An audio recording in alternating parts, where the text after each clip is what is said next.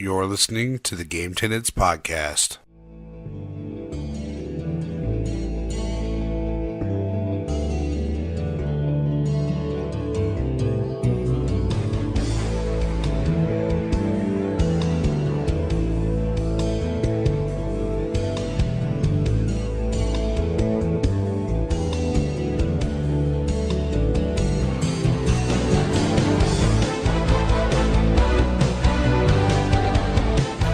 What's good, everybody? Welcome back to the Game Tenants Podcast, the failed adventures of two gamers and their quest for Gamecast stardom. This is episode 38, and I am Church of the Game Grinder, and as always, joined by my awesome co-host, Jason from Corpse Flood Gaming. What's up?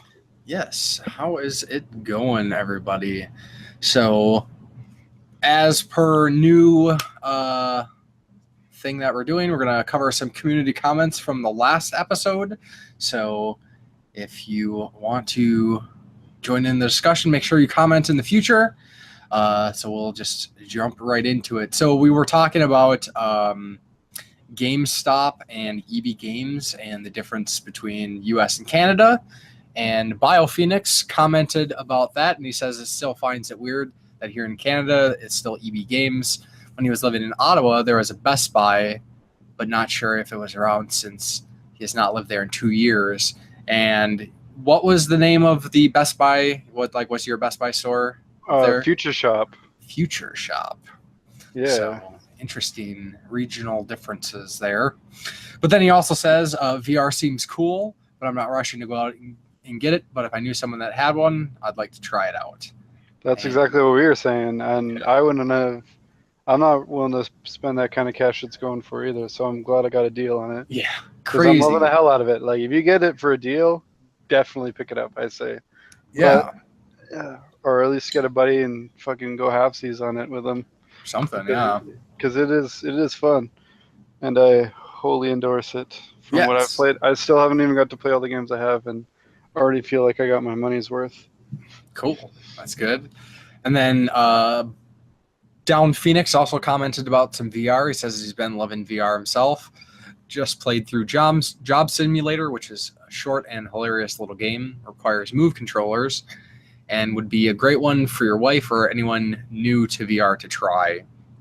And he started on Resident Evil 7 on VR.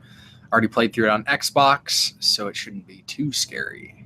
There's a lot of free things too. I recommend Playroom VR, and there's also a free Call of Duty and Spider-Man VR games. And I know you played the Spider-Man. I do have the Call of Duty one downloaded, and I do have the Playroom. It's like a mission, just like the Star Wars Battlefront has a VR X-Wing mission that you can only do if you have VR. I didn't know that. I've yet to try that, but I've actually done an account swap with my buddy, and so now I'm able to play online on my PlayStation 4 because I don't really buy into the PlayStation Plus crap. Because like I said, I never know when I'm going to be able to play an online game. So yeah, spending money for a service like that is kind of not. And I play my PlayStation all the time, and I don't have PlayStation Plus either. So don't blame me there. There's that, and the Spider-Man one, like I said, I liked it, but it was only like 5 minutes long. Yeah, and it kind of left me hanging, and I was like, well, I wasn't expecting much for free, but that was kind of a slap in the balls.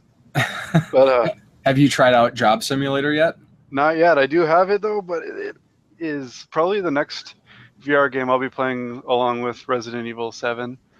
Well, as I told you, it was probably the next game I was going to be starting, that or Prey on my Xbox.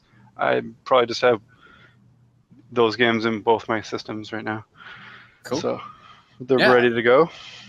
So that was it for our community comments section. So again, we would love to have some more discussion and feedback. So be sure to leave some comments relative to what we're talking about. Feel free to ask us questions or leave any feedback, and we will talk about it in the next episode. I definitely appreciate the recommendations, though. Yeah, Job Simulator looked hilarious. When I first saw it, I was like, what the hell is this? I'm like, so I got to pay like $800 on the setup and then $40 for the game. I'm like, I'm pretty sure I have to have a job to be able to simulate a job. So it's just it's good now. I don't know why I haven't played it yet. Honestly, I got caught up in a few other games now that I've got a bit more time. But definitely next time, my wife and I have a VR night, which sadly might be a while from now because of impending baby. Yeah. So I guess we'll just transition then into what we've been up to. So you can lead off with the upcoming bundle of joy that was supposed to be due today, but it's not. Due date today, but holding off so we can do the cast. Yeah, totally. So he just whispered in my ear, "Just Dad, I'm gonna do you a solid. You can do the podcast tonight." I was just, all right, thanks, son. Told your wife, just hold it in one night. Yeah, legs crossed till like midnight. So that's awesome. What else has been going on? Well, Been doing some gaming. I've actually been doing some gaming. Yeah. As I said, I put in on the last podcast, I said I put in my 2 weeks at Walmart, and effective a few days ago, I no longer am employed at Walmart. Yeah. Really cool thing though is my discount still seems to be working, which is awesome. But I'm sure that'll be done soon. But I'll keep pushing it till it doesn't work. But yeah, anyway, since I've been off for the second week of my 2 week notice, I had nothing to do during the day besides hang out with the kids and the wife and do a lot of family stuff, catch up on some stuff, be less miserable in general. Mm-hmm. I think actually pretty much everybody in the house seems a lot less miserable now that we've been able to be a whole family more than just come home after one job and go right to the other. Right. I am starting my other new job probably tomorrow. Actually, I started a bit already, but like the more full day kind of stuff is going to be starting tomorrow and into next week. It seems like it's going to be really awesome and a big change for us. So I'm really happy with that. Yeah. But with all the extra time, I've been getting some gaming done in the evenings, and I've been taking really random Grandpa Simpson naps when I'm trying to game. So I've been playing a lot. The kid, like I said, I spent a lot of time in the day with the kids, and one of our favorite things to do is play Legos. Another very favorite thing of ours to do is play video games. So naturally, we've been playing a shit ton of Lego Dimensions and all things that coincide with that, like building the little sets and playing the unlockable levels that come with some of the sets. Yeah. And I'm so glad that you decided to play Lego Dimensions, because if you never did, I wouldn't own the Portal 2 level set. Yeah, man. And if anybody was wondering what that Lego Dimensions is, basically one of those Toys to Life games where you don't necessarily have to get the extra stuff to enjoy the game, but it just adds more to it. And the Portal 2 one, or all the Lego Dimension sets, they actually come with like actual Legos. So I have an actual Lego of Chell, companion cube, and a turret that I need to put together here pretty soon. Yeah, I was actually really surprised you didn't have it because I knew how big of a fan of Portal you were. Yeah. And when I mentioned that I'd got it, you're like, "Oh yeah, it's too bad there's not Legos in that." I'm like, "Bruh, that's what it's all about. It's Legos, and then you put them on the thing, and then they're in the game, and then you're able to go in like a Portal hub world." Yeah. So that's what's really cool. All the level packs add like a special level to it. And as of today, picking up my mail from Amazon and getting a couple of the original packs, which were Portal 2 and The Simpsons, I'm actually only missing 2 of the level packs. So we are super happy about that. How's the game? It's a really fun game. If you've played the Lego games and you like them, that's pretty much what it is. You pretty much know what to expect. But Okay. except this one, honestly, it feels like you're missing stuff if you don't have some of the Lego packs.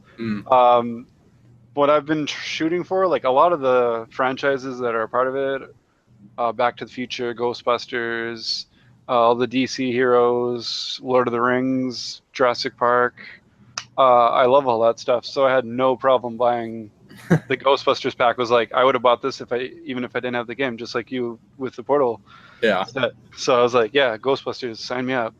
So it was no big deal to buy a lot of them, but I could see it just playing with the initial 3 that come with it. It would be like, it would probably feel like kind of crappy of a game, honestly. But Interesting. we really love, like I said, we love playing Legos as it is, and it's become kind of a gateway drug game into actually buying Lego sets, because now I have a big pile of to be built Lego sets and Sure.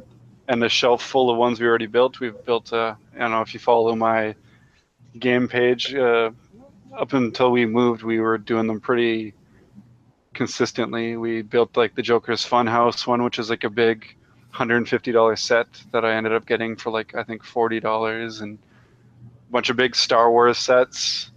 So that's cool that the girls like Star Wars and stuff too. So it's just more shared interests, and the girls just really love building stuff. I think I was telling you yesterday, I had a migraine. I had to go lay down for a bit, and while I was laying down, my daughters were just talking my wife's face off about how they can't wait till they can come down into the game room with dad again and play more Legos and whatever. So it's just I'm not a big fan of those Toys to Life ideas. Mhm. If I didn't already love Lego as a kid myself and love most of the franchises involved, I'd be like, no way, I'm not buying into that crap. As I didn't buy into the Infinities until they were like $1 each. Sure. And even the Star Wars ones didn't tie me over. And as much as I love superheroes, I was like, oh man, I'm glad they're cartoony looking, because if they were like realistic action figures, I probably would own all of them. And then I ended up owning all of them anyway, almost, because they were like $1 each. So like, yeah, I couldn't get into those, couldn't get into Skylanders, and then they announced the Lego one, and I was like, oh shit, here we go. Because I've seen some of the franchises involved. As soon as I saw Ghostbusters and Batman, As the game chasers say, I knew I had to have it. exactly, immediately, I was like, oh. And funny enough, my mom bought it for Araya and I for Christmas, so the year that came out. So Excellent. and to start the ball rolling, all the little packs were on sale for like Boxing Day week sales in Canada. So I was like, well, might as well get them while they're cheap.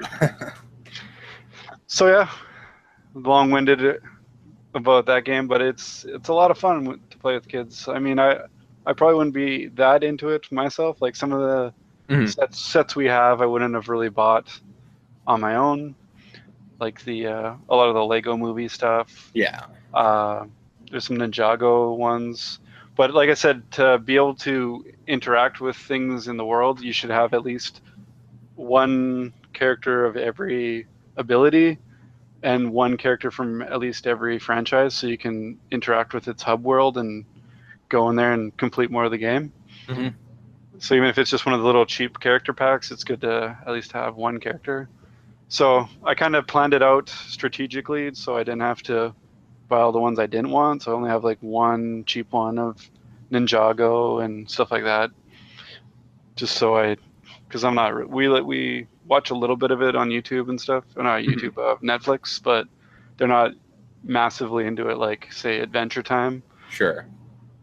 For instance, my younger daughter, Avison, was dressed as Finn from Adventure Time all day today.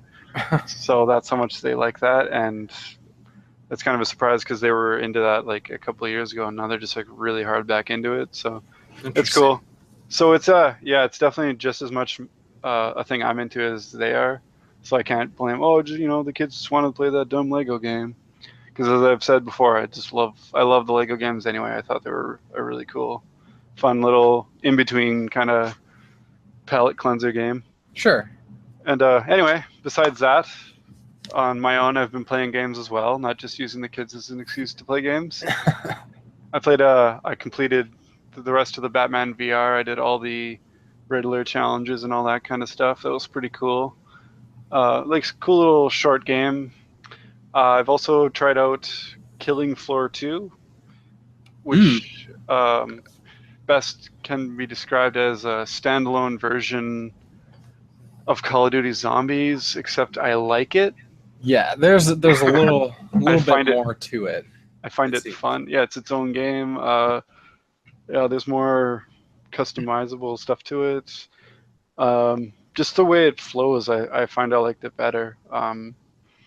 Not saying zombies on Call of Duty is horrible, but Mhm. my experience with it wasn't as good. I think we've talked about that before, but I don't know. I really like this game, and it was Did you cheap. play it multiplayer? Yeah, I tried a little bit of it last night, and it was pretty cool. Sweet. I tried to tough it out on my own. From my understanding, you were able to play with like AI bots as teammates, but I didn't see an option to start playing with bots. So Well, if it's anything like Left 4 Dead, because it was kind of like, in a way, it was a competitor to yeah, Left 4 Dead when that first came out. the first And one, yeah. it's like, yeah, you can play with the AI, and the AI will do an okay job, but No, they won't. not really. Yeah. I'm down. Revive me. Okay, just no, not even. There's nothing even stopping you. You're still just not gonna. Okay. Yeah. I remember a lot of that. Yeah. So, yeah, this I've actually I've only played maybe 2 hours of it, but I found it pretty fun. The guns I liked. It just seemed easy to get into. There wasn't much to really figure out. The controls are basically the same controls as most shooter games have, so it was nothing really to adjust to. So yeah, that's my mini review on that. It seemed fun. I encouraged my friend to pick it up so we could try playing it more together, and I think it would be more fun with friends, definitely. Besides that, I went super hard on Tekken 7 for some reason. I just threw that in thinking, oh, I got a couple hours before I go to bed. I don't want to start something that I'll get too involved with.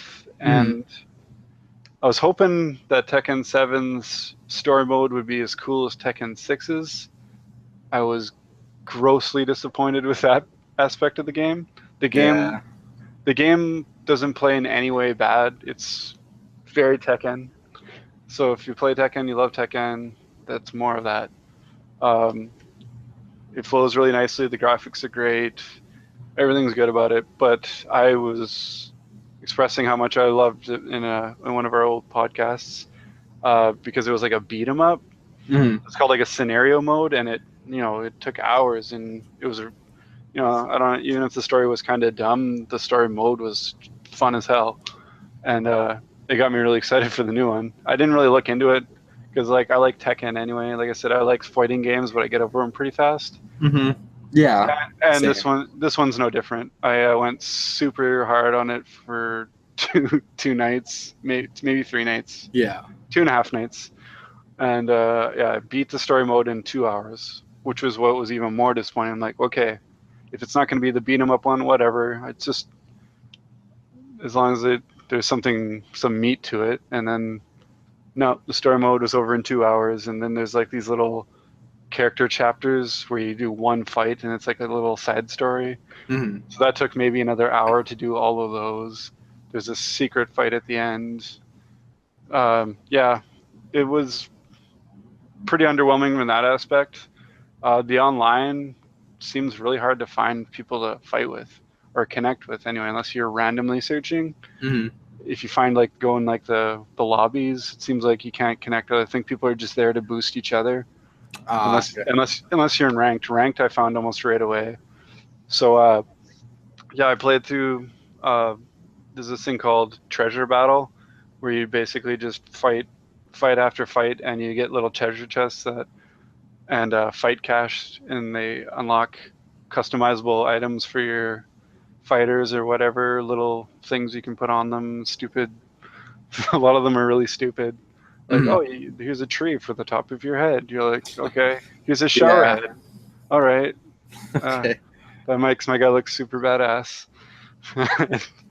But anyway, I found that a lot more fun. The majority of my playing of that game was to see how high I could rank up and how many fights I could win in a row before losing a match. So I got pretty good at the game just playing that, and then I decided, yeah, I'll do some online. And like I said, I had trouble finding people.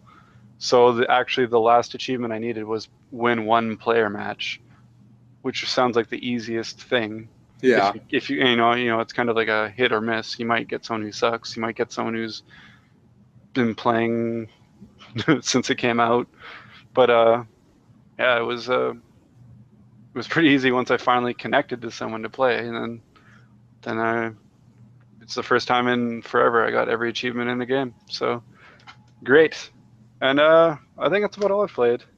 Lately I've been playing a bit of Switch, playing a few Neo Geo games and stuff like that, some Street Fighter, but nothing too in depth like the other two games I mentioned. Mhm. All right, what have you been up to, sir? Kind of more of the same since last time.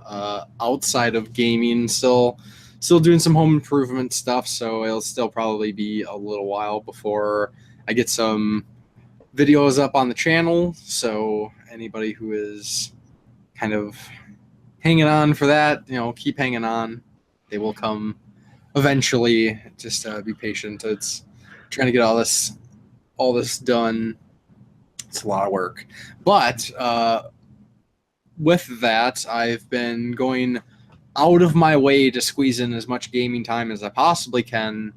I think large part of it's because I've been enjoying Nier Automata that much that's like all I want to do is just play that. And I am now on, I believe it's Route C. So anybody who might not be familiar, and I guess the other games in the series, original Nier and even the Drakengard games were like this. But Nier in particular, I don't know how the other ones are exactly, but you play through the game and you get an ending, but that's not actually the end of the game. Yeah. So you play through the A route, and then basically you play through it again, but it's like a different perspective on things. And then the game goes like ape shit crazy, off the wall, like, oh my god. And Route C now is like completely different, and it's crazy, and I'm so into the story, and I want to see what's going to happen. And then after I finish this, then apparently it unlocks like a chapter select, which is interesting because the game doesn't necessarily have chapters. It's just kind of a story with missions, and you continue through the missions. Like, it's kind of open world in a way too. But once I finish that, then there's one more route, which is E, and then that will be it. So I think I'm like 40 hours in right now, and I'm suspecting it might only probably be maybe another 10. But as is, I could easily keep playing this game just as much as I'm enjoying it.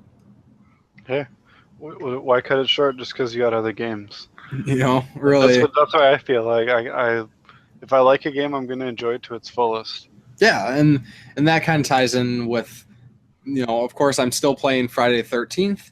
I have a ridiculous amount of time into it now. I think I'm up to like, I don't even know, 150 hours, 162 actually. I just checked. So that game's still a lot of fun. During the week, I'm kind of not playing it as much, so I can squeeze in like an hour of Nier here and there. But on the weekends, like when my friends can play and stuff, we've been having some pretty good sessions still. There's some upcoming updates to the game that I'm kind of interested to see what's going to happen. One of the big changes, which I'm kind of iffy about, and I was actually talking to the completionist, not Gerard the completionist. This is Derek the completionist, OG completionist, really cool guy. But he just picked it up on the PlayStation 4, and he asked me how common it was that people were team killing in my experience. And so what it sounds like is on the PS4, so basically like the PS4 community is just full of trolls and like TKers and stuff, which really sucks because the PC community is pretty good for the most part. Like, TKing still happens.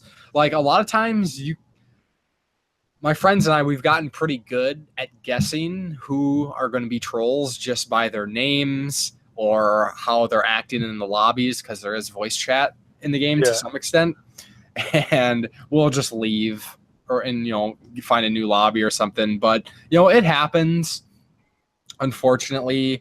And one of the changes, I think it might be in the next update, is they're going to take out the ability to team kill with weapons. And I don't know how I feel about that, because sometimes there's an instance when, a person's just got to die, either they're being a jackass and they're holding on to like one of the objective items, like the keys or the fuse, and they're screwing around, or, it'll be a couple friends that are like trolling people. Like, you put them down, you put them out of the misery, they'll go on and troll somebody else, and you can keep playing your game. But they're not removing, there's a car, like one of the methods of escaping is by repairing a car and then driving it out. And they're not going to remove, you can run people over, basically. They're not taking that out. And counselors can set traps, like bear traps, to like catch Jason. But at the same time, other counselors can walk into those traps, and they're not going to remove that part either, which I think is probably a good idea for the most part. We'll just kind of see what happens, I guess, moving forward. I hope, from what it sounds like, it'd probably be a big benefit to the console community. It's just interesting how communities can be different for platforms. Well, I'm sure if the PlayStation one's doing that, I'm sure the Xbox has just as much, if not more. Right.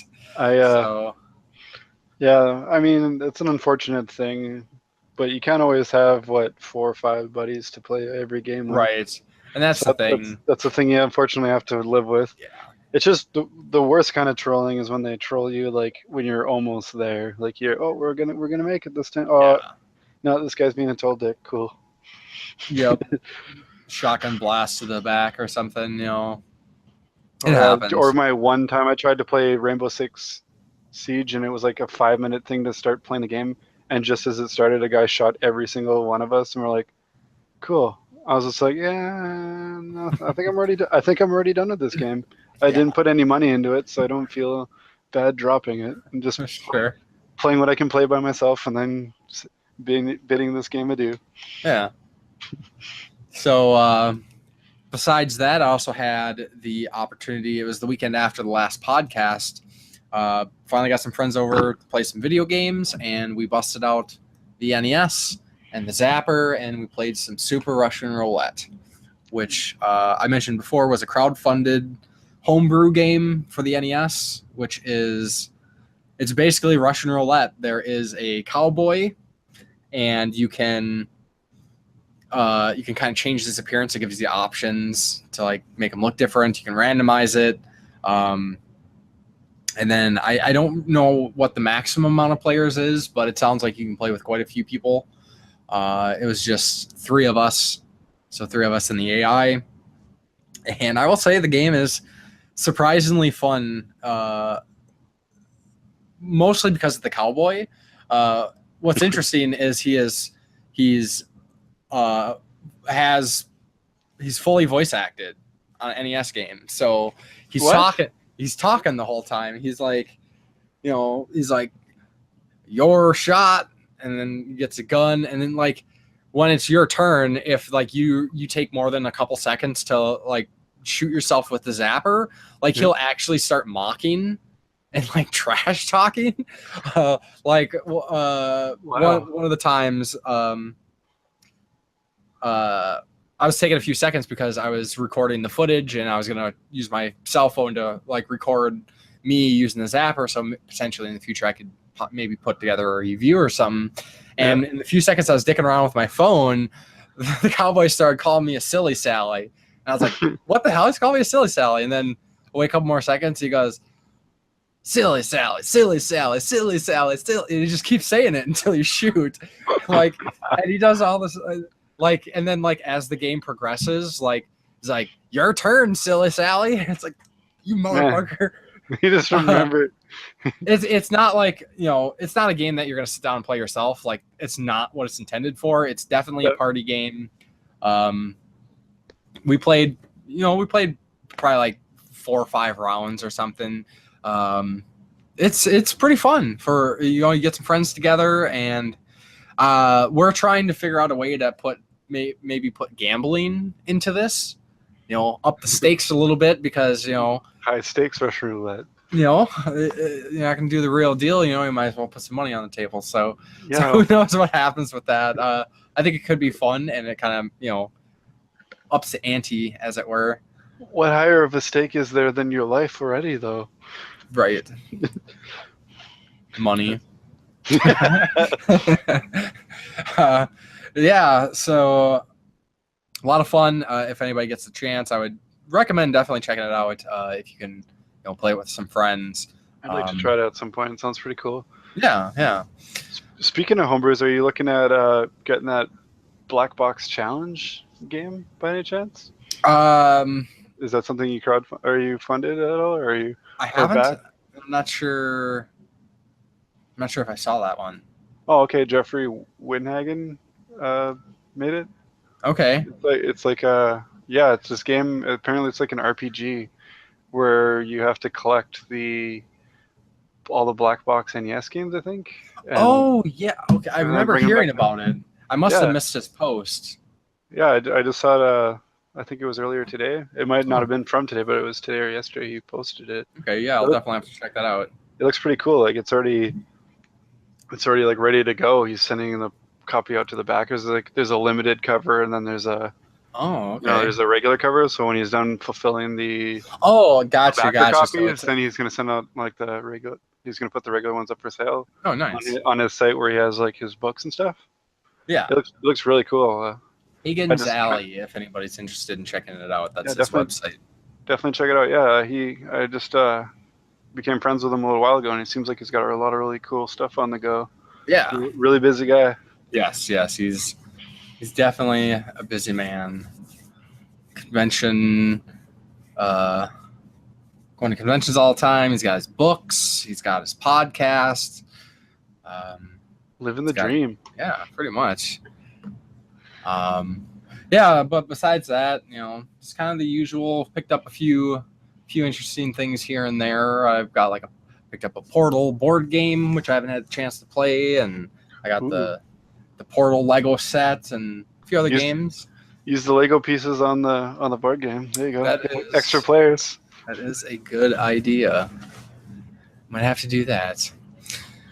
So then I think with that said, we could probably jump into some more newsy topics.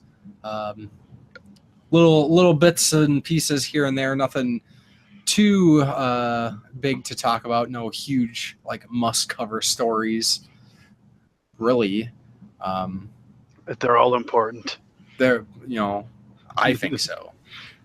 So we'll just kind of jump into it. So we got a few game announcements, game updates info that just came out, or within the last couple weeks anyways, since the last podcast. I'd mentioned it before, but just wanted to mention it again, that StarCraft Remastered is now available. And if anybody has not played StarCraft, even if you don't like RTS games, you should really check out StarCraft. Warcraft games for the RTS genre I thought were a lot of fun. Command and Conquer games are fun, but StarCraft really, I think, is the RTS game, and this gives it a nice facelift. HD, they bumped up the graphics. Nothing else has changed in the game. It's the exact same game, just newer graphics, and the story is awesome. How they transition an RTS game, this game's based around micromanagement and macro. Yeah. And adding in an immersive story, it's Blizzard. Can't beat Blizzard. You betcha. So, with that, they also made original StarCraft, obviously non-remastered version, absolutely free. So if you have go make yourself a Battle.net account, you can download the original StarCraft for free. I think even, being 18 years old at this point, however old it is, still, I think, the game looks fine, and it's awesome. Apparently, they changed the name of Battle.net again, didn't they? Yes. I read something about that. Yeah. Yes, it is. It is now called. Yeah, I totally forgot about what it's called now. Yeah. Oh, It's Blizzard. sorry, shouldn't have put you on the spot. Yeah. I don't know. I use it all the time. I just don't pay attention. But Yeah. whatever. Yeah. And then with that, also just another reminder that Undertale is now available on PlayStation 4. Yeah. Yeah. I don't know. I can't recommend that game more. Like, it is an absolutely amazing game. There seems to be this, like, certain games that kind of have this like cult following. There seems to be this like direct opposition because there's hype. There's like, it's like the anti-hype crowd. They're like, oh, they're hyped about that, so obviously that game sucks. I'm tired of hearing about it. I'm never gonna play it. But fucking Undertale is so damn good. Hipsters. Yeah. If I didn't get to it before it was cool, I'm never gonna get to it. I don't know. I don't even know what it is, but I've seen many people like condemn the game based on community, which makes absolutely no sense to me. And Sometimes hype does ruin my excitement for things, but if I was already wanting to try something, I'm still gonna want to try it. Yeah. Just maybe a little bit later than I initially planned. For sure. And don't let I know there's a lot of like misinformation about the game. It's not all just like internet memes and stuff. Like, that's not Undertale at all. There's a few kind of like sort of pop culturist jokes in the game, but it's definitely not the focus by any means. And it's just like how the game's presented, along with the storytelling and the humor, is it's awesome. It's so good. Go check out my review. Mild spoilers involved there, but I can't recommend the game enough. Game of the year 2015. Yay. Well, speaking of the StarCraft remaster, I think I'm just going to stick with my definitive experience with my StarCraft 64. StarCraft 64. Yeah. No voice acting, right? Very pitiful voice acting. Yeah. Really muffled sounding. It's like when Sega Genesis games tried to have voice acting. Yeah. What did he say? Oh, okay, yeah, definitely do that, whatever that was. Yeah. Yeah, that's pretty cool. A couple other little updates here. No Man's Sky might potentially be worth playing now. Yeah, and I heard about the update, but I wasn't super informed on what was included. But I knew the people that enjoy the game were like super excited, or that wanted to enjoy the game anyway. Yeah. It adds multiplayer and like Finally. Apparently like about 30 some hours of story and quick traveling and a few other much needed things. From my experience, when I played it a couple months after, when there was a couple updates and I heard it might be worth trying out, I gave it a try. I found it really boring.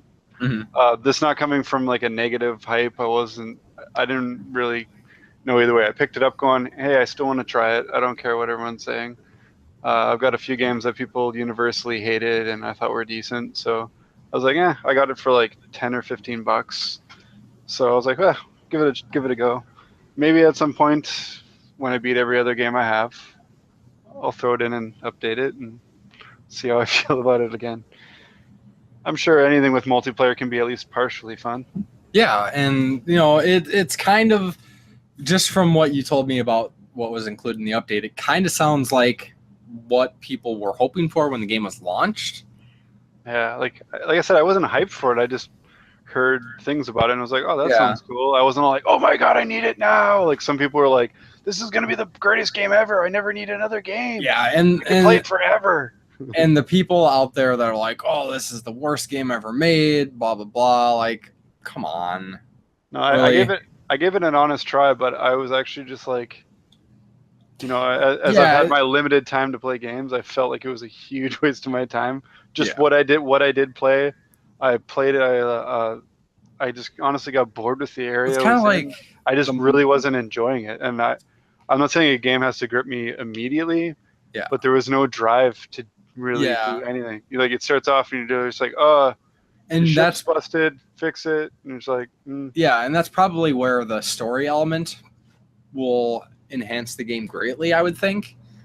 Yeah, like the intro, like part where you're flying and before you land or crash or whatever, it was like, oh, that's cool, and yeah, I wasn't expecting it to be a total shit show or anything. Kind of like the sandbox thing, kind of like what something like Minecraft does, where it's just like throws you in and says, "Have at it." Well, even Minecraft, as much as I'm not really, like I've said, I'm not really into that game. Same. I see the appeal of it. It's not for me. Yeah. This game was just like, okay, this is really boring. Whereas Minecraft, you could just break anything, use anything as like a a tool or whatever, or as a resource. This game was just like really limited at what you could use a resource, and your little like drill laser gun thing had only like a limited charge, and then you had to like pick up stuff to recharge it, and I was just like, ugh. It really feels like I'm grinding, which is another thing I'm really not into. Especially that's kind of why I didn't like Destiny right away of trying it. Sure. Played the beta, didn't even finish the beta content, got bored of it, and then was like, well, I see it's for $10 on Facebook. I'll give it a chance now that the full game's out. I'm sure it's better. Felt like the exact same, and I was just like, yeah, this just isn't for me. Everyone else is just like loving it. Yeah, I know people that have like hundreds, maybe thousands of hours into Destiny. Like that's all they do. Yeah, and I like, I'm always talking about games. Of course, it's one of my favorite things. And I see people talking games and shit. I'm like, oh, cool, you guys talking about it? And then they're like, oh man, yeah, Destiny. And then they know how much I like games, so they just already immediately assume that I'm like hardcore into Destiny too. And I'm like, yeah, why wouldn't you be? Just you like games, so you like all games. Yeah. Just all right. Just like the same kind of people who would ask me what my KD on Call of Duty is. I'm like, I kill everyone and no one kills me. And then I don't play online. Yeah. Right. But yeah. So then we got a couple non-video game announcements. There is now a Dark Souls card game, which is also made by Steamforge Games, who made the Dark Souls board game. And essentially the card game looks very samey to what the board game is. I mean, of course, artwork is going to be very similar and things like that. But it basically looks like a light version of what the board game is, where everything is, more card based, where you don't have the miniatures and the tiles and the stat boards and things like that. It's probably more portable too. Yeah, not sure if I'm going to pick that up just because I haven't really had the chance to really enjoy the board game. I played it once, where we didn't even get to the mini boss. Second time I played it, like I wasn't able to focus. Like I had friends over, and we're having, bullshitting and having some drinks and stuff, and I was just having a hard time focusing. It's a very complicated game, so yeah, until you know how to play it, you can't really play it and be distracted. But then It's kind of like all the rules and at the same time to everybody while trying to set up the game. It's kind of tough, but then again, that might be where maybe the Dark Souls card game kind of finds its place. Is people like me who like their ADD kicks in or ADHD and can't focus on anything. I don't actually have ADHD, but jokes. Just got a lot of stuff going on. Yeah. So you got ALOSGO. Yes. I'll go. Absolutely. Yeah. And then something I just found out right before we started, when we were kind of collecting things to talk about, is there will be a Fallout board game coming out that I need now. I need to pre-play it. I need to be like a tester for a board game. Hit them up. Yeah, because it's from the same people who made the Doom and XCOM board games, and I believe you said you played the Doom one. Did you not? Yes, and the Doom game was a lot of fun. Very complicated, but fortunately, my friend had played it a few times at that point and had it down pretty well, so he was kind of able just to, guide me through with not a lot of difficulty. And yeah, I had a lot of fun. Really look forward to playing the Doom game again. So if the Fallout board game is anything like that, They just had me at Fallout. I didn't look at anything to do with it. I just it's coming out. Okay, I'll buy it. Yeah, for sure. I don't usually often do that, but with my love Fallout. of Fallout, it just even if it sucks, it'll look good on the shelf at least. Yeah, I have a little shelf candy. Yeah, I'm not all about the shelf candy, but No, sometimes as long as it's not ridiculously expensive, because I can't. You gotta treat yourself once in a while. Yeah, we gotta be special. Look out for me. Yeah.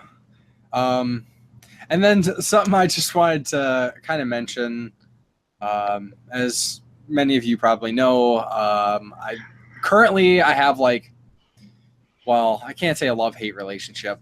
I love Valve, the game company, made Half-Life, Portal, Left 4 Dead, Team Fortress, Steam. Steam, huge thing.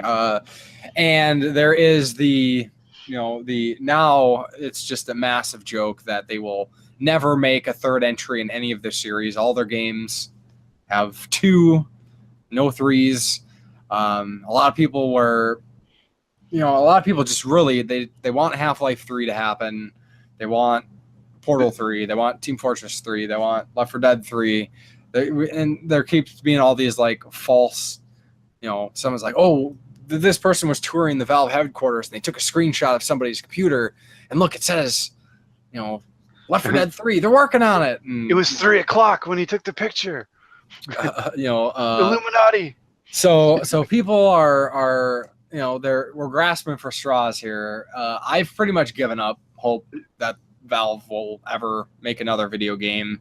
They don't seem interested in it at all, and that's their prerogative. They have the ability and the funding to pretty much do whatever the hell they want, and that's exactly what they're doing. It sounds like they're more focusing on VR, not necessarily making VR games, but growing the technology and seeing what they can do with it.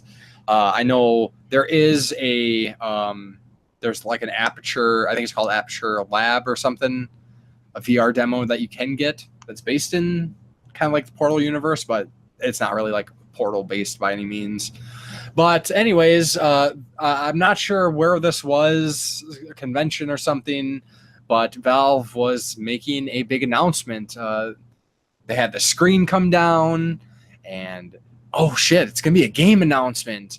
And all of a sudden, Artifact comes up and people are like, oh, what's this? And then it says a Dota card game. And the entire crowd, this huge room, everyone in unison went, oh! If anybody hasn't seen the video, I really recommend checking it out. And it is fantastic. I posted it on my Game Grinder Facebook page, so you can go there to find the link. I missed it. And I'm proud of these people because, sometimes, not just clapping politely and yes, cool. Yeah. This is not in any way disappointing to me. That's not what we want. And, let them know. And that's the perfect way to go about it. It wasn't booing. People aren't, sending them hate mail or death threats or anything. They're just, not what I wanted. There should just be one guy just clearly from the back, just not what I wanted. And then shout, starts, not what I wanted. Or shout, confirm Half-Life 3 already. Yeah. They should actually just make a new series and it would be called 3, just to troll the world and make it explode with internal anger. Yeah. So now there's going to be I don't know if it's digitally, it's probably going to be a digital game, kind of try to compete with Hearthstone by Blizzard, I would imagine. Who knows? I don't really care. I'm not going to probably check it out. Who knows? We'll have to see once more info comes out about Artifact, but Yeah. Hey, Valve's making games, I guess. Half-assedly. A Sounds card like game. it sounds like a pretty half-assed game. Yeah. Yeah. Well, they don't need to make games. Like they have Steam. They don't need to make It games just anymore. prints money for But them. they just should. They Yeah. just should be like good guy Valve and just do it. You know? They should just make Orange Box 2 and have like the Oh. third installment of all their games. What an amazing compilation Orange Box was. Like, holy shit. They're like, Half-Life 2, yes! Team Fortress 2, awesome! Hey, Portal. what's this Portal game? Holy shit, it's like one of the best games ever. Like, all in one package. Just, good lord, that is like one of the best game releases like ever, in my opinion. But, yeah, so, yeah, build a card game. But yeah, Orange Box 2 would be a huge thing. They're just gonna like leak it if it ever comes out. It's not gonna be a big announcement. I think they're just gonna be like put it out, and everyone's gonna be like debunking it, like no, there's no way this is real, and then it'll just come out, and they're like, oh, seriously, it actually came out, and no one will believe it, so no one will buy it, and it'll tank. They're like, no, this isn't really for sale. Like I'm not buying into this shit. It'll just be up. It'll be up on Steam. It'll be like the least bought game. Just no, I'm not buying this bullshit. There's a lot of people that believe that one of the reasons Valve isn't releasing any other games in these series is because they won't be able to match the expectations that the fans have, and I vastly disagree with that. But that could potentially be one of many reasons why they're not working on games. Could you think of a more potentially hyped game than Half-Life 3? Yeah. Like I like Half-Life. I like Half-Life 2. If it came out, I'd be like, that's great. I won't be doing backflips or anything, but I'd be like, I would. That's just good for everybody. I'd be happy. Yeah. I would get it. I'm not saying I wouldn't buy it, but I wouldn't be like, yeah, I wouldn't eat my own head. I might. Just like I would just be like, good for them. They did it. Like I would actually be the least hype person still actually buying it. Be like, oh yeah, that's gonna be awesome. But yeah. I would let other people. Come on, guys, get in here and enjoy this. There's not a copy for me. I'll buy one another day. Yeah. But it's got to be good guys and do it for their community, I think. Yeah. That'd be the thing to do. Speaking of a thing for the community, from Nintendo, they're bringing back the World Championships again this year. So is that going to be a every 2 years thing now? Yeah, I'm kind of wondering about that. Considering going, it happens, I think, at the end of August and the beginning of September. There's like 6 or 8, or was it 8? 8 locations. Yeah. There is going to be one in Minnesota again. Some of you might not know that if you go to one of my earlier videos, I actually went to the 2015 Nintendo World Championship, and I tried qualifying. Didn't do too great, but I wanted to go there to kind of see what it was going to be like. I really hope that they step it up this year and make it like an actual event where. Yeah, it just seemed like kind of a promotion. 2015 one was lame as shit. Like, I was utterly disappointed. Like, so disappointed. We stand in line for hours, and then you basically walk into a Best Buy. They had DSs set up, 3DSs, and I played, Nintendo NES Remix, and that was it. And then you got some like little like goodies. They had like a little Lego thing of something. I don't remember what it was. There was like a Splatoon poster and a Smash Brothers can cooler. And it was like, there was no celebration. There was no cool. You didn't feel like you were at it, like any esports thing that you ever see. Yeah, like you said, no ceremony. It felt just like some average, retail store promotion. So we'll see. it's in a couple weeks here in Minnesota. We'll see. I might go. Then again, I'm not super great at Mario Kart. The newer ones, I haven't had the opportunity to play them. I don't have the Wii version. I don't have a Wii U. I think it's Mario Kart 7. Yeah, it's Mario Kart 7 on 3DS. Yeah, and I haven't played that, so I could go. I would probably do fine, but I don't know all those like ins and outs and tricks that everybody knows. Yeah, exactly. I'm not good at power sliding and things like that. It's like set is you have. I think pretty sure you have to be Bowser with regular wheels, and it's like a set thing. Like you have to do on this course. You're Bowser. You're this. If you're younger, I think you can be Mario or something like that. And there's an even younger one where I think where they play Luigi's Mansion or something. I read. Okay. But yeah, it's something I'd like to take part in, but it's nothing I want to take a 5-hour trip for, because as far as I know, there's no Canadian chapter to the World Championships. Like I've only ever heard of the US doing it. And actually, in the 2015 one, when they announced it, I remember hearing a lot of people complaining. They're like, you guys are calling this the Nintendo World Championships, yet it's only hosted in a few places in the US. Like, what the hell? Like people are supposed to fly overseas. Like maybe if they made it more of a ceremony and do it like something special. Do it at like E3 or something. Yeah.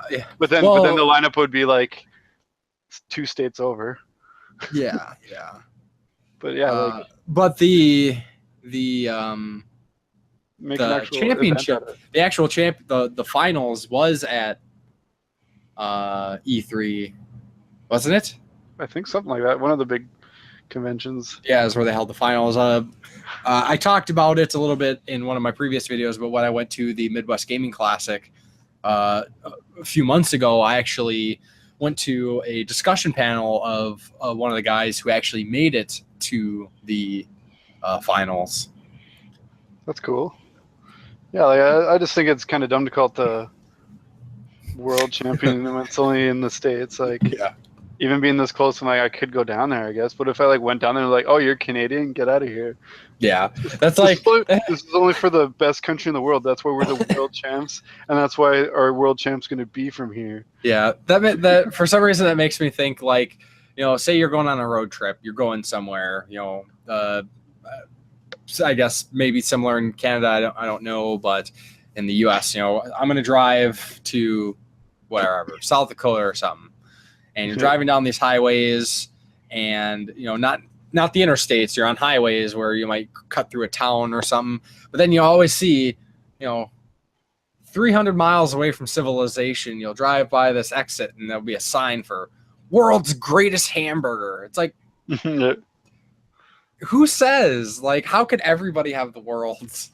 I'd like to judge that. I'd be like, I will try. Yes.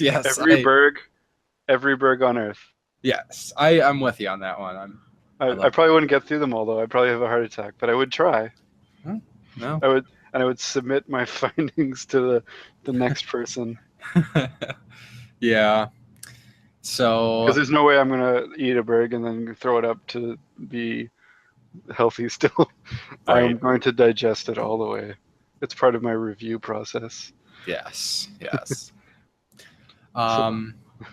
And then you had mentioned Valkyrie. Oh yeah, well yeah, I meant to mention this while we were kind of talking about the VR. But Valkyrie, speaking of VR, is actually dropping the part where you have to have VR to play it. So it's going to be no longer VR only. So that's potentially cool for people who wanted to play it and don't feel like picking it up on VR, or just don't want to pay that much to try one game.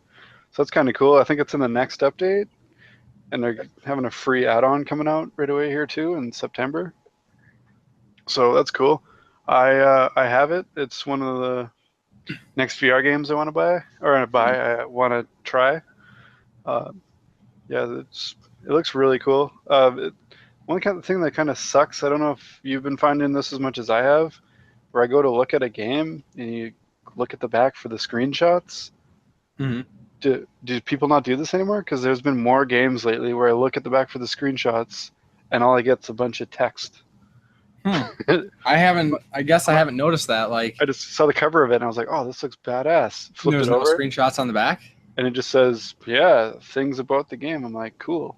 Weird. Let's see a picture of it. You know how many times I've been like, "Oh, what's this kind of like?" And I look at it, and I can tell exactly what it's like. Oh, this game's like a Harvest Moon type game. They're like, or this is a cooler. Oh, it looks like a shooter, but on the back it's an RPG. so they're like, you people got the internet. You do your own research. Here's a package. If you don't buy it simply by the cover, fuck you. Yeah. if all you get is these words to sell it to you, and if you still don't want it, we don't want your business. Look at the cover and buy it now, or ask for it out of the case and look at the back and read up on it. If you can't afford the internet, we don't want you anyway. So I don't know. I've there's probably been about 6 games in the last couple of weeks where I've been like, "Huh, what's this about? Huh, I guess I'll just get my phone out and find out." Weird. Yeah, and sometimes I send you games that just kind of show up. Oh, that I've never heard of, where they're like, limited amount of like physical copy of a game that was previously digitally only came out. Yeah, some of those that I send you. So on the back, there's just no screenshots whatsoever. I just grabbed a couple games that were nearby just to see. The Mega Man Legacy Collection 2 has some screenshots. Mm-hmm. Jotun, which was a limited run release of a digital game, has an image on the back, which looks like it could be a screenshot from in-game, but it's like just scenery. It's not action or anything, so that's... Yeah. But then again, limited run, I will give them a pass on the artwork because it's not a retail release game. Yeah, but I just find that just weird. Yeah, that's like you want to do everything you can to sell your product, I figure. Yeah. And since the dawn of time, there has been screenshots on the back of the boxes. Just about. Odd. I mean, at least 1 or 2. I've noticed some games getting chintzy with just 2, but usually they'll have like 3 or 4, and then there'll be like a kind of a backdrop image as a background, which is kind of to do with the game too. But this one was just straight like reading a essay about it. And I was like, come on, man. Yeah, just a kind of little nitpicky thing that I've been kind of noticing more and more lately, where I'm like, that's lame. I guess I'll look that up. Still interested because the cover does look cool, but what's this about? I have to look it up. I don't even know what kind of game it is. So, enough about that. But either way, I'll play it with VR because smoke if you got them. Yeah. Yeah. So then I guess related to limited run, and I don't want to spend too much on this just because we're kind of getting close to the end of the podcast, but there's a lot of discussion going on right now about limited run games.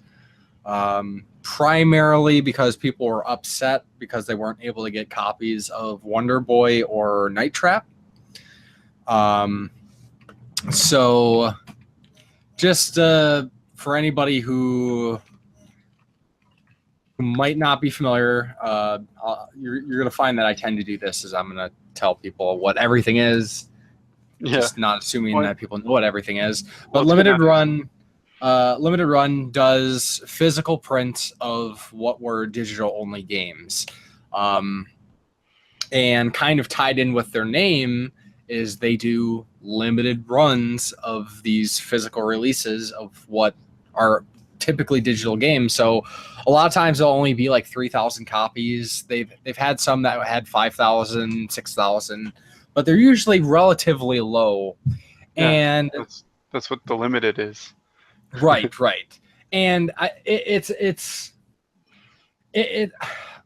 don't think it's like limited as in saying limited, here's a collector's item sort of thing. It's like limited that there's not a lot of copies. They're not a huge company. Yeah. They're giving the people like me who for the longest time, there's been so many digital games that I do play some digital games here and there. if I'm like just dying to play it. But there are Like some Hellblade? games, right? Yeah. There's some games that I just like. I want it physically because I like love the games like Shantae, for example. Like, holy crap! Like, I couldn't have dreamed of like a better physical release for a digital game. Mhm. And so they've been around for about a year and a half ish, I think.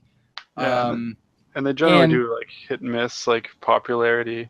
yeah. Wise So games. for quite a while, a lot of the indie games they were releasing, which typically is what they're doing, are physical runs of indie games, indie digital games. Their first release, Breach and Clear, was not a very good game. They did games like Saturday Morning RPG, which, you know, I hear some people say they liked it, but I just didn't really like what I was seeing. But over time, I think probably maybe with a growing reputation that they have, that they're doing successfully, you know, doing these runs, because, you know, they'll release these games and they sell out like fast. Like, from the Yeah. beginning, like I remember when Breach and Clear came out, there's a big controversy in one of the Facebook groups I was in because people managed to get multiple copies and they were like mocking other people. So this isn't anything new that games are selling out like super fast and people aren't getting able to get copies. But Yeah. over time, they've started to get some more notable releases. I think kind of maybe one of the first like more notable releases that they did was Shantae was one of them. Abe's Odyssey. Oh yes, yeah. Abe's Odyssey. They did Shadow Complex, Assault Suit Linos. You know, not big games by any means, but Shantae was a pretty good. Shantae was a big one. Yeah. Firewatch. They got Darius Burst. But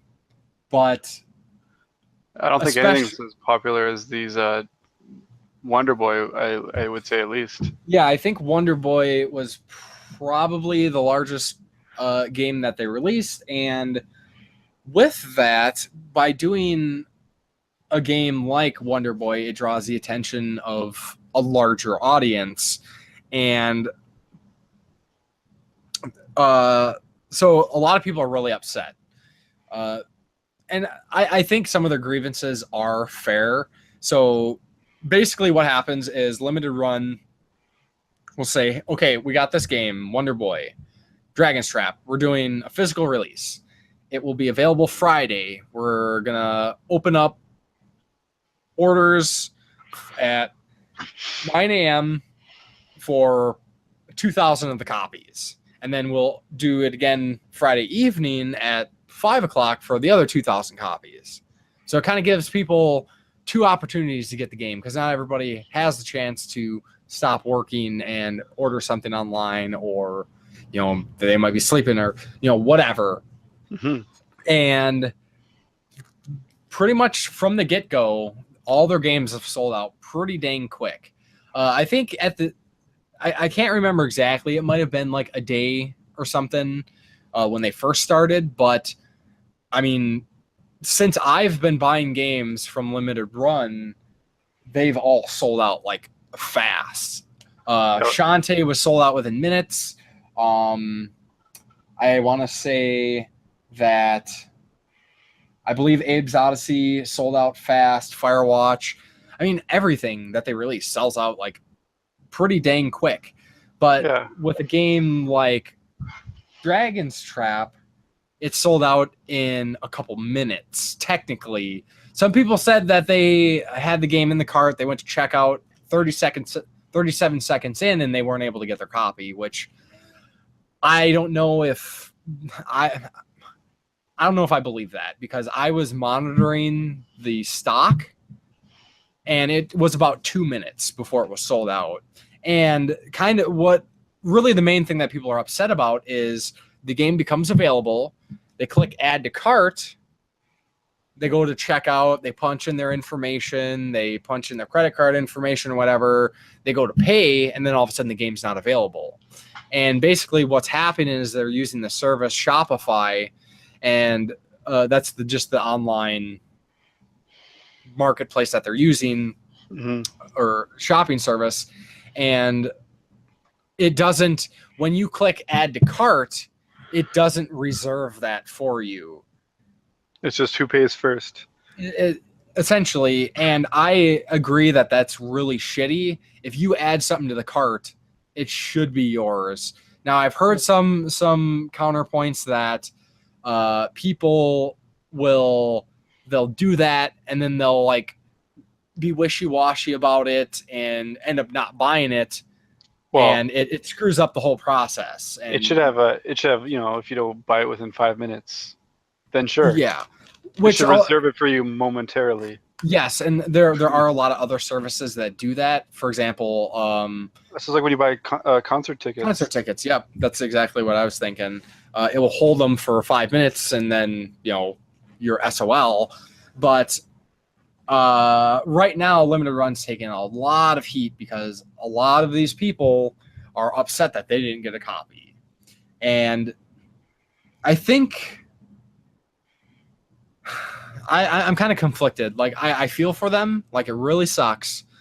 But at the same time, it is what it is. It's not just going to make more because people are boohooing. Because that would go against everything that their company is about. And this is how things have. This is how things have pissed just as many people off if they did more. Right. And personally, I don't care about the numbers. Like, I don't care that the games are limited. That's not why I, like, myself am buying these games. Mm-hmm. They could make 100,000 copies of these games, and I would still buy them because I want these games to play. Like, that's the whole purpose for me. You're not just buying it, putting it on the shelf, and then downloading it. And there are a lot of people that do that just buy the game because it's limited, it's a collector's item, and then of course, the worst aspect to all of this is the scalper market. People are like, blaming Limited Run for enabling scalpers. This shit goes on for everything. Look at like any like collector's item that Nintendo puts out. The same goddamn thing happens. But Limited Runs, all of a sudden they're the bad guys because they don't get the Nintendo Pass that everybody gives them. Yeah. To their credit, aren't they only limiting how many each person can buy? Yeah, and they do that. They're taking steps to try to help and alleviate this, so people aren't just buying 8 copies and selling 7. And that's the thing is, they've always limited from the beginning. I believe it's always been 2 copies, but people find ways to circumvent that. Like I remember specific instances, even from the get-go, with like Breach and Clear, of people getting more than a few copies, and fuck those people, fuck scalpers. Yeah. Those people suck. If I know nobody I know does this, nobody I'm friends with anyways. So, I appreciate all of you for being good people. That's why we're cool. But and people just go, supply and demand. I'm like, yeah, just because it's there doesn't mean you have to do it. Right. Just, that's just like going, that thing was easy to steal, so I stole it. It's opportunistic assholes, and it's their fault for not bolting it down. I stole it. I mean, and there's been some associated discussions about the collector mentality, because it kind of ties into this. There is a huge part of the game collecting market where people are just collecting to collect because it's rare, because it's perceived limited, because they think it might be worth money down the road. It's because they can.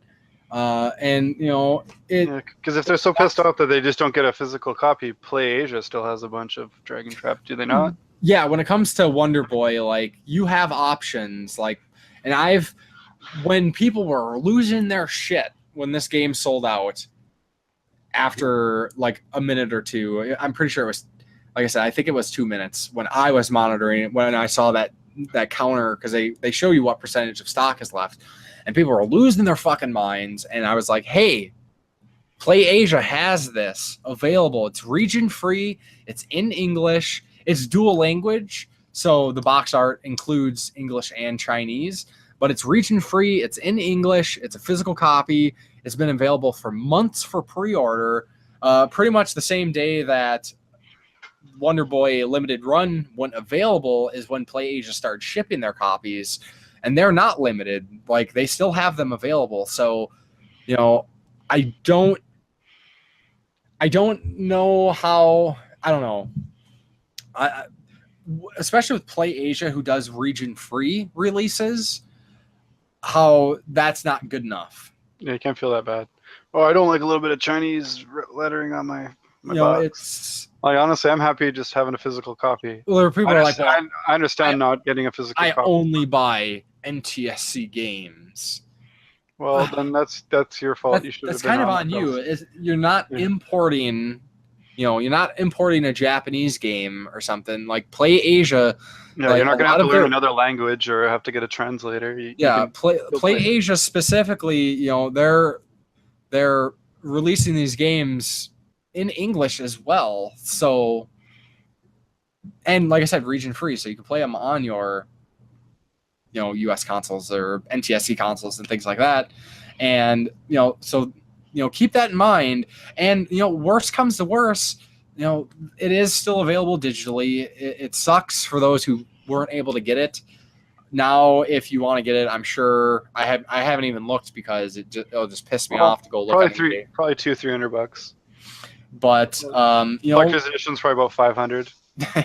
I haven't looked and I don't care to look, but I'm sure that's around what it's. Right. So it's. I mean, there's a lot to the controversy. There's a lot that could potentially be done. There's not much. I know a lot of people. Not much they can do. Right. There are people like, well, why don't they just take pre-orders and then they just fulfill pre-orders?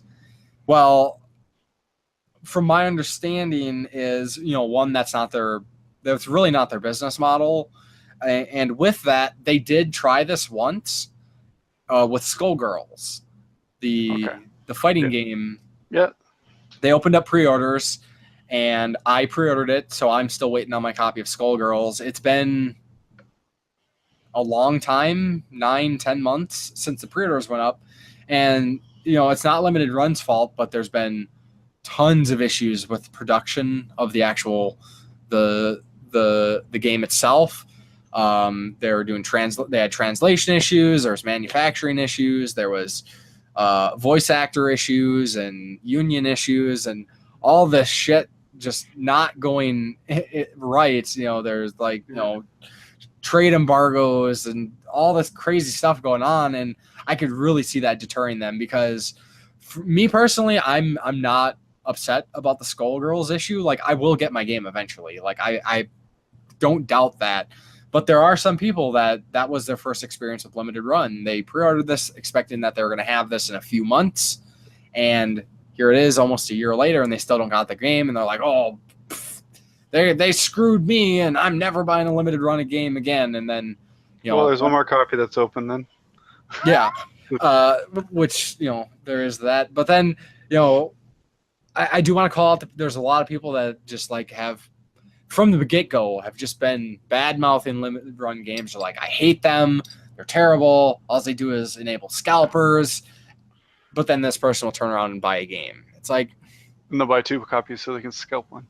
Yeah, have a little bit of integrity, Yeah, I don't know.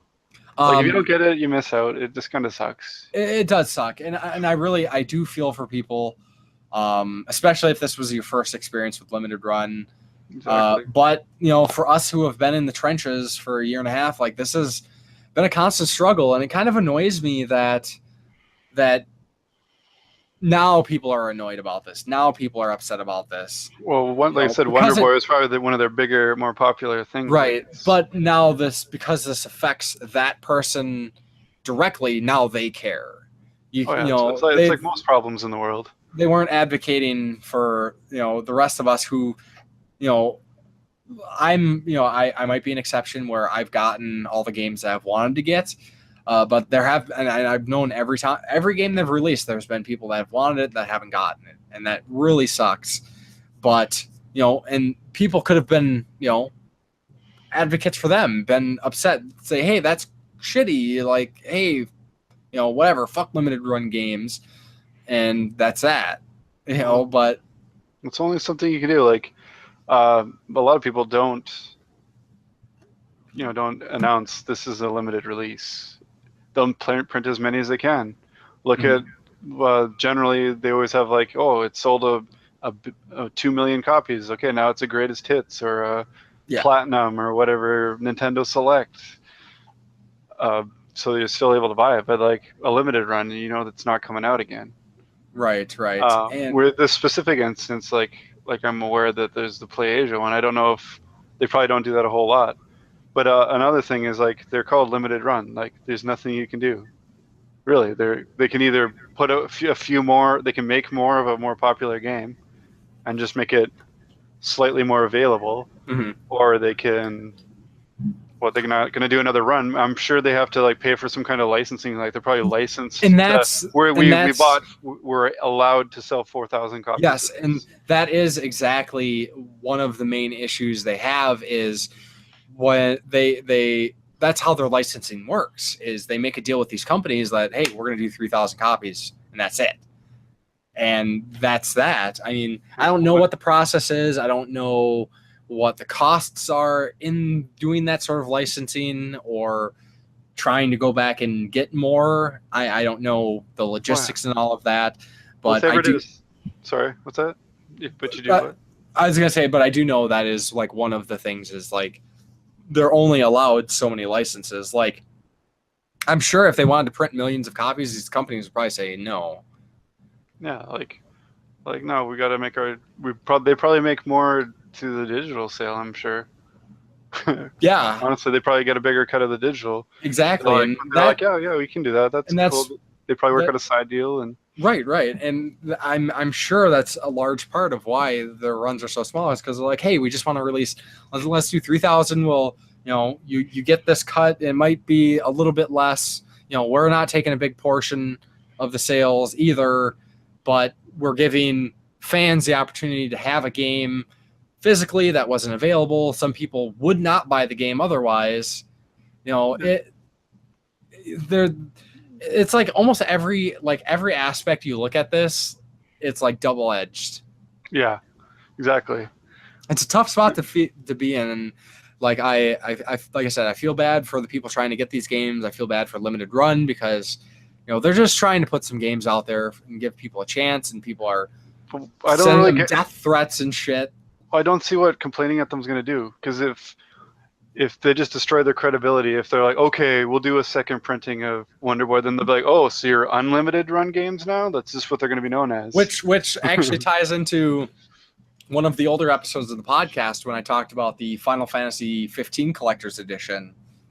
Is exactly what happened. Square Enix initially announced that there was going to be like, I don't remember what it was, like 20,000 copies of the Final Fantasy 15 like ultimate, what was it, the Ultimate Collector's Edition. Yeah. And a super hyped game, sold out immediately. 10,000 copies, or no, it might have been 30,000 actually, I want to say. Sold out immediately. So there you go. That's one thing to keep in mind too, people, is that like even something like a $250 collector's edition Final Fantasy sold out in like seconds. So there's that. But so because of that, then Square Enix turned around. I'm not sure if they printed more or they had extra stock or what the deal was, but they're like, hey, we're going to release 10,000 more of these. And people lost their shit. Like, and a lot of these people in some of the groups I was in at the time that I'm no longer a part of, obviously were in this because of the perceived value that they're going to make off of these games, either down the road as a collector's item or turn around and flipping it. And fuck those people, obviously. But if you only buy games to sell games and you have no actual interest in the games, like, get the fuck out of here. Yeah. You actually ruin the hobby. Right, they do. I would be ecstatic if I could have afforded that Ultimate Collector's Edition, first of all, to be like, oh man, I missed out. Oh, they got more out. Yes. Not just, I got one. Cool. No one else got one, because there's always those, haha, I got one, you didn't. People like showing it off. Just, you should just wanted it more or whatever. The the funny thing is with those guys, because they get kicked in the face when that happens, and that's Yeah. hilarious. And the Final Fantasy 15 Ultimate Collector's Edition, like there was actually people who are like, okay, so I buy this numbered limited quantity collector's edition, and you guys turn around and release more, and they actually canceled their pre-order for the game because it wasn't limited enough for them. It's like, you can't fucking win with the situation. Like, basically, no matter what happens, somebody's going to be upset. So I say limited run, keep doing what you're doing. You know, if you can find a solution, you know, definitely go for it. You know, people are like, well, why don't they just do more copies of the games? You know what they got to do is put not for resale. Yeah, because that totally works. It works every time. But, you know, one thing to keep in mind, too, is people are like, well, okay, well, why don't they just do more copies then? Okay, so what if they say Wonder Boy, for example, what if they did 10,000 copies, and because this isn't an actual like limited item, people think that, oh, I can just buy this whenever I want. They don't buy it, and now all of a sudden limited run sitting on 7,000 copies of a game that they can't sell. Exactly. They want that's their business model, like you said. They have this brick of games, they're selling them, they make their money, they don't have to sit on stock. They're not a sit on stock company. Right. And I don't think a lot of people are taking that into consideration either. Like there's a lot of the like the consumer culture, like I didn't get what I want. Customers always right mentality going on here. I'm not saying that, you know, people who are upset like that's, you know, that they're being douchebags or whatever. Like people, there are legitimate complaints here. Like I've complained here, you know, because, you know, things have been tough, but yeah, it's a shitty situation. You can't help it. Make everybody happy, because there's always going to be someone butthurt about it in some form. And so there's the whole Wonder Boy thing, and then the following week was the Night Trap 25th anniversary release that Limited Run did, and pretty much same situation, exactly the same, sold out super fast, and then you know people are doing the exact same thing, but the funny thing about Night Trap is they actually did, besides the PlayStation release or PS4 release, they also did a PC release, a physical box PC game of Night Trap, which was available for days. But people are still bitching about it. They're like, oh, I can't get it for the PS4. Fuck limited run. Yeah. There's a PC version. If you really want it, it's right there. Like, well, it's DRM free.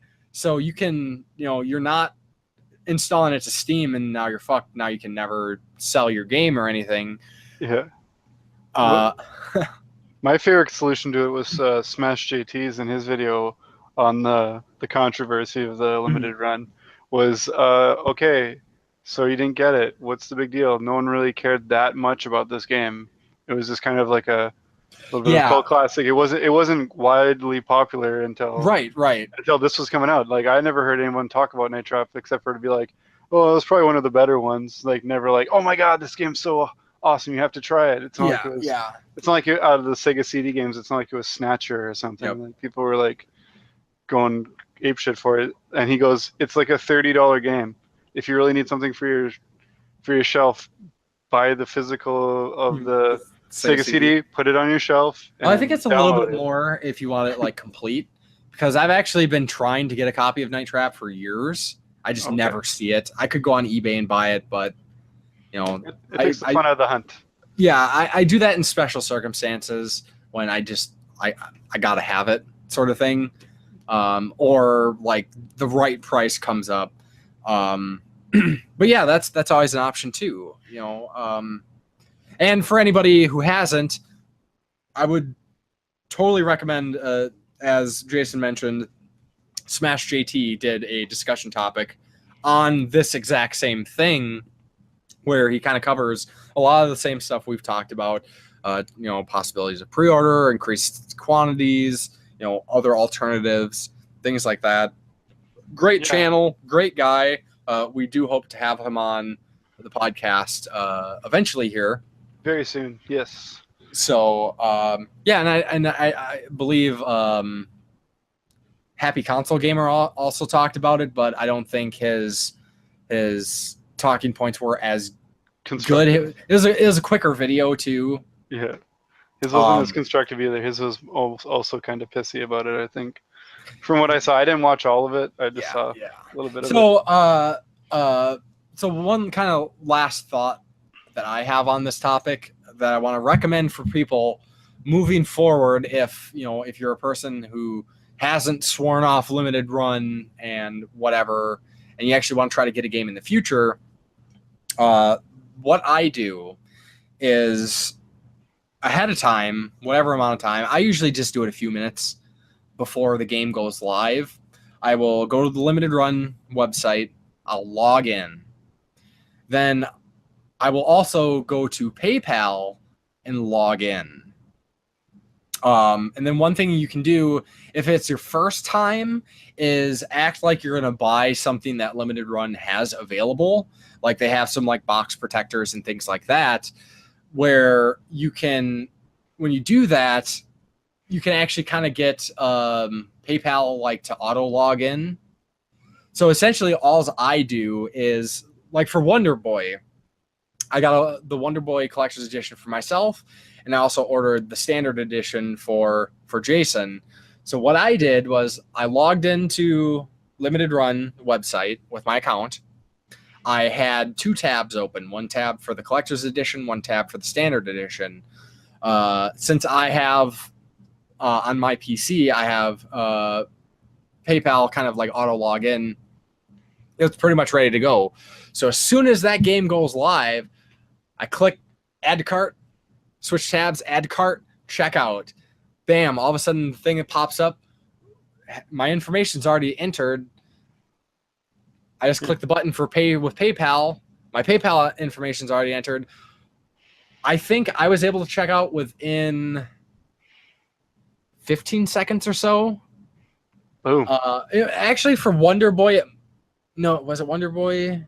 I'm trying to think. What is either Wonder Boy or Night Trap? I kind of got freaked out for a few seconds because when you go to checkout, it has like, it'll do like a waiting line thing, just like a loading, like a scrolling bar. It doesn't give you any sort of like position or anything. It says waiting for your turn to check out.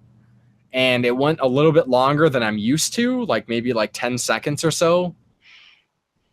But that's what I do, and it always works for me. I've always been able to get, like I said, I got the copy of Wonder Boy for myself. I got one for Jason. I got Night Trap for myself. I was able to get the Shantae games.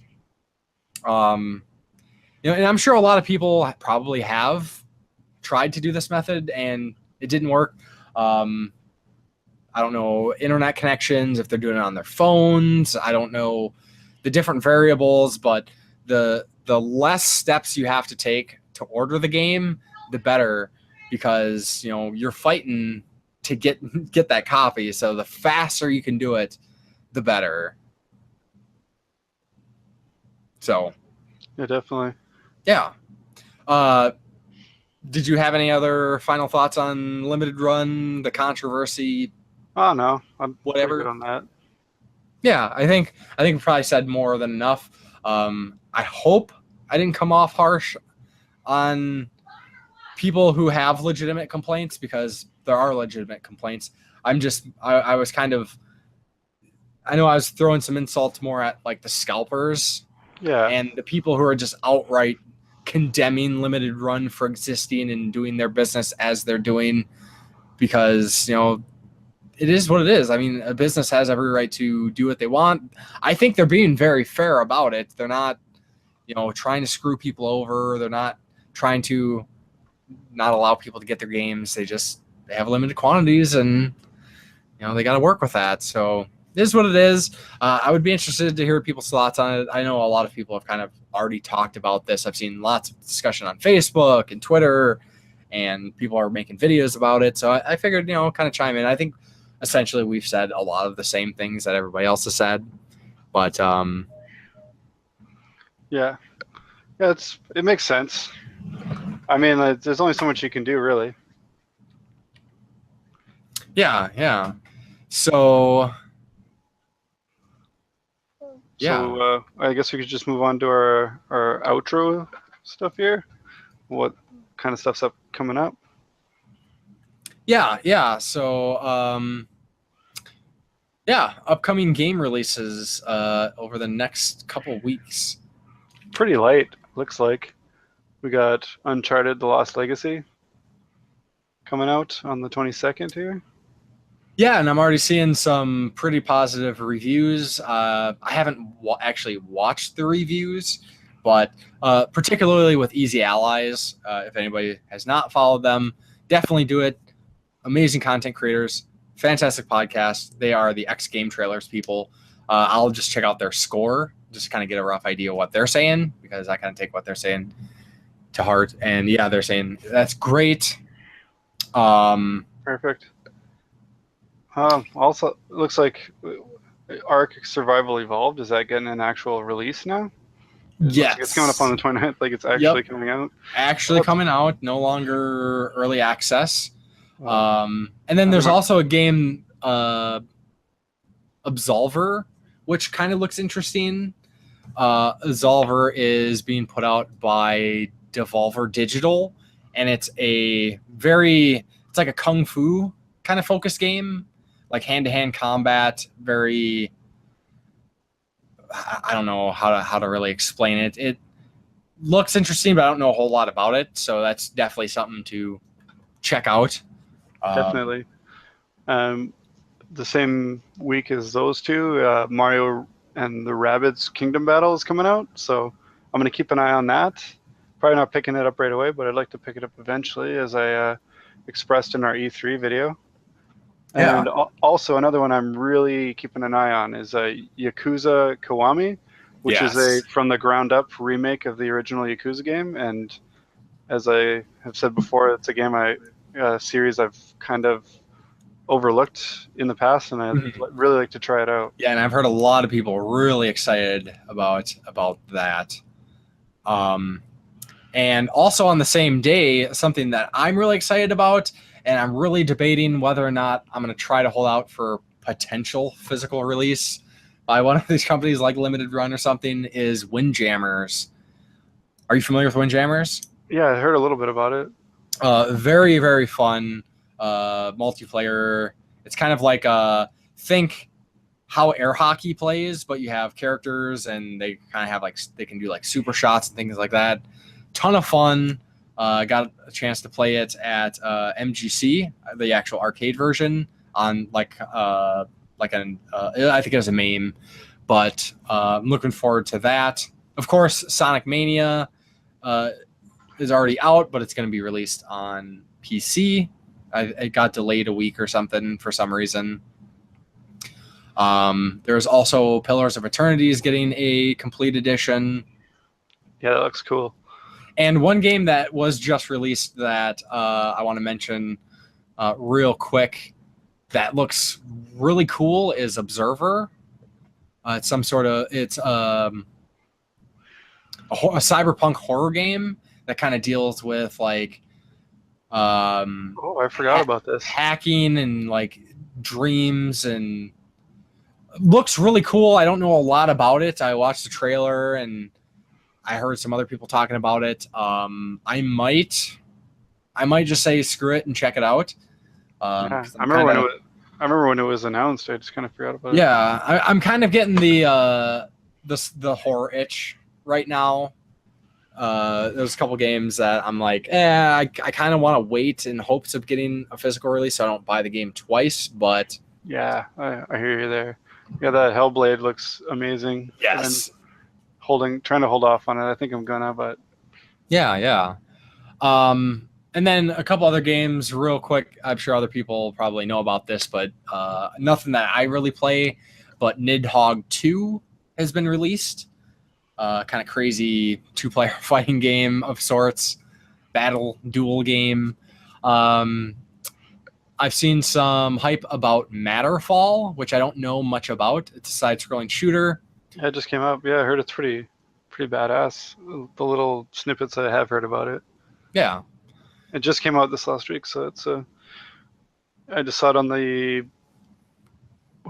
marketplace, and then kind of looked it up a little bit to see a little bit more about it. So yeah, lots of new vidya coming out finally. Yes. After that little lull we had a couple weeks ago. Yes. Looks like that's about it until our there's to our next podcast. Of course, there's some other releases and things like that, but those are kind of the most notable ones. It's the chaff. Yeah. So then I guess we'll jump into one of our other closing segments here, and just some quick mentions of what our kind of plans are in the next couple weeks. What kind of games you think you're going to be playing? Anything worth mentioning? I'm going to be getting into my new job, but I'm going to try and still have time for, obviously the family and gaming. But I'm hoping to start Resident Evil 7 with the VR and Prey next. Obviously a little bit of the VR, VR stuff whenever I can get a few minutes. But a lot of those things are kind of pick up and play, so I can just do that whenever. But yeah, that's about it for me. Yeah, so then for me, continuing to do the real life stuff that I mentioned earlier. As far as gaming goes, I'm, as much as I don't want to, I'm going to be probably wrapping up near Automata here pretty soon. And now I'm kind of debating on what I'm going to play next. I was thinking about going with Resident Evil 7 next, but with everything that I'm hearing about Hellblade, I might go with that next. I also just picked up a game that Jason and I were talking about before the podcast, something that I'd pretty much forgotten about for like 20 years until Retro Games Vinyl and Beer Shelton mentioned it in his pickup video from MGC, but I picked up a copy of Brain Dead 13 on the PlayStation 1, which is a really cool FMV game. Kind of think along the lines of Dragon's Lair or something. High quality animation. Always a game that I've always wanted to play. Never had the chance, and I scored big time. I got it for a pretty good price, I think, compared to what I see in everything else selling for. So I might play that. And then, of course, like I said, there's Observer. That's super interesting. So right now I'm not really sure what I'm playing next, but it's going to be awesome, whatever it is. Sweet. Can't wait to hear what you're playing. Sounds good. So then I'll go ahead and close this out. It sounds like Jason needs to get a move on here. So real quick, I just want to let everybody know how they can get a hold of us. If you're listening to this on SoundCloud, the website, you can look to the right. You can find the links to our YouTube pages, Facebook, my Twitter, as well as Surflin One's links. And then, of course, you can go on YouTube and look us up. For me as The Game Grinder, Jason as Corpse Flood Gaming. Also on Facebook and Twitter, just search for us. You will find us. Not a problem. And of course, with that said, especially when it comes to the podcast, we would love to hear your comments and your feedback. Leave comments wherever is convenient for you. It's great if you do it on the YouTube upload. Then we can just, take a screenshot and talk about your comments. But, send us your comments on any platform, and we will be sure to respond and hopefully talk about it on the next podcast. And we always appreciate the feedback, too. All right. Well, I'll talk to you guys later. Yes. So have a good one, everybody. Talk to you next time. Bye.